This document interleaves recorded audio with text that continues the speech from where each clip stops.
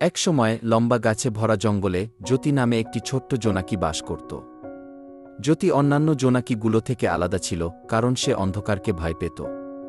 যখন তার বন্ধুরা তাদের মিটমিট আলো দিয়ে রাতের আকাশকে আলোকিত করত, তখন জ্যোতি একটি পাতার আড়ালে লুকিয়ে থাকত। এক সন্ধ্যায় একটি শক্তিশালী বাতাস বনের মধ্য দিয়ে বয়ে গেল, গাছ ভেঙে পড়ল এবং সবকিছু ছাটখার হয়ে গেল।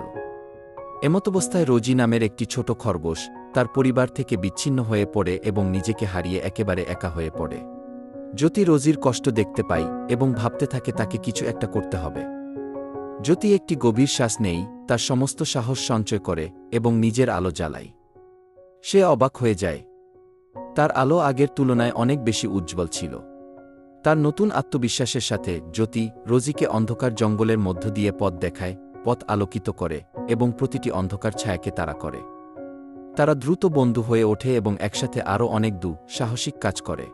গল্পের নৈতিকতা হল যে কখনো কখনো নিজের ভয়ের মুখোমুখি হওয়া আপনাকে নিজের অভ্যন্তরীণ শক্তি আবিষ্কার করতে এবং অন্যদের জীবনে একটি বড় পরিবর্তন আনতে সাহায্য করতে পারে।